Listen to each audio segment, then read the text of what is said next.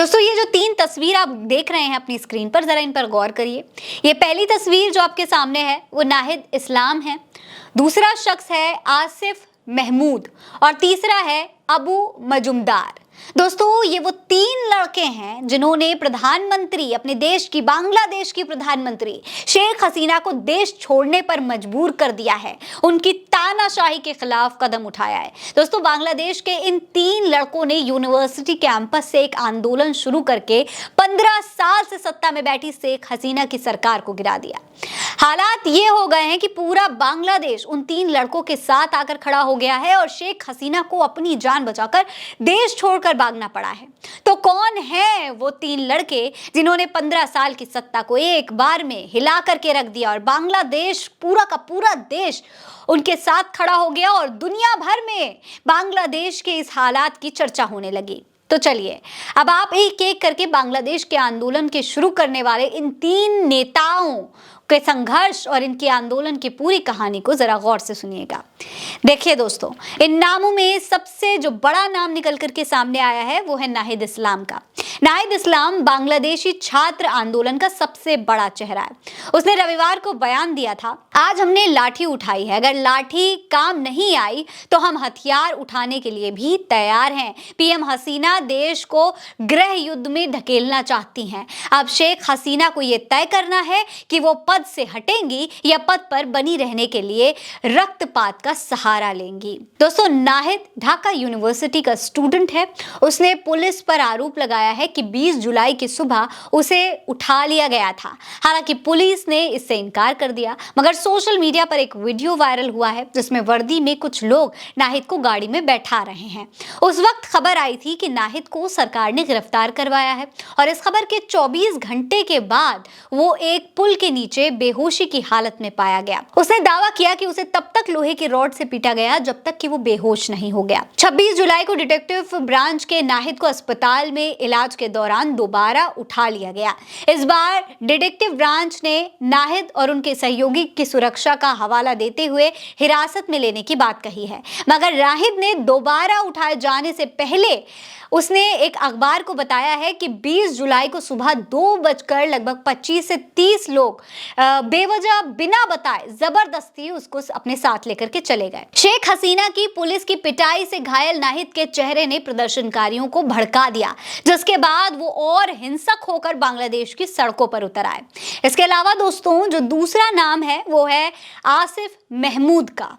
Asif Mahmood Dhaka university में language का student है और वो जून में आरक्षण के खिलाफ शुरू हुए देशव्यापी आंदोलन का हिस्सा बना था।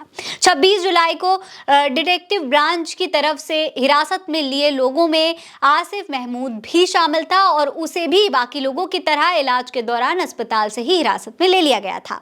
आसिफ की हिरासत के पीछे भी सुरक्षा कारणों का हवाला दिया गया। इसके बाद बांग्लादेश पुलिस ने आसिफ को 29 जुलाई को छात्रों से मिलने की परमिशन दी, लेकिन इससे पहले नाहिद, आसिफ और उनके साथियों ने एक वीडियो जारी करके विरोध प्रदर्शन को वापस लेने की बात भी कही थी। मगर रिपोर्ट के मुताबिक ये कहा गया कि पुलिस ने इसे मारपीट करके जबरन वीडियो बनवाया है, यानी कि इन लोगों ने जो विरोध था उसको खत्म नहीं किया था, जबकि पुलिस जबरदस्ती उनसे विरोध खत्म करने का दबाव बना रही थी। आसिफ को एक इंजेक्शन दिया गया था जिससे वो कई दिनों तक बेहोश रहा, मगर जब इनकी गिरफ्तारी को लेकर के छात्रों ने 1 अगस्त को विरोध किया तो इन्हें पुलिस ने हिरासत से छोड़ दिया। इसके बाद 3 अगस्त को आसिफ ने फेसबुक पर एक पोस्ट करते हुए छात्रों से घर पर न रहने और सरकार के खिलाफ नजदीकी प्रदर्शनों में हिस्सा लेने की अपील भी की थी, जिसके बाद विरोध ने एक नया मोड़ ले लिया था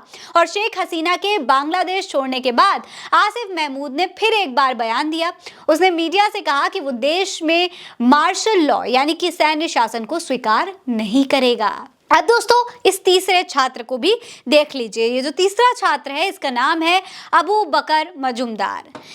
जो ढाका यूनिवर्सिटी में भूगोल यानी कि ज्योग्राफी का स्टूडेंट है। दोस्तों, द फ्रंट लाइन डिफेंडर के मुताबिक वो सिविल राइट्स और ह्यूमन राइट्स को लेकर भी काम करता है और 5 जून को बांग्लादेश हाईकोर्ट ने आरक्षण को लेकर के अपने फैसले सुनाए थे, तो बकर ने अपने दोस्तों के साथ मिलकर स्टूडेंट्स अगेंस्ट डिस्क्रिमिनेशन मूवमेंट की शुरुआत की थी। उसने स्वतंत्रता सेनानियों के रिश्तेदारों को सरकारी नौकरी में आरक्षण दिए जाने का जमकर विरोध किया था, जिसके बाद अबू को 19 जुलाई की शाम धान मंडी इलाके से कुछ लोग अपने साथ लेकर के चले गए थे, जिसके बाद कई दिनों तक उनका कुछ भी पता नहीं चला था। 2 दिन बाद उसे सड़क किनारे जहां से उठाया गया था वहीं पर छोड़ दिया गया।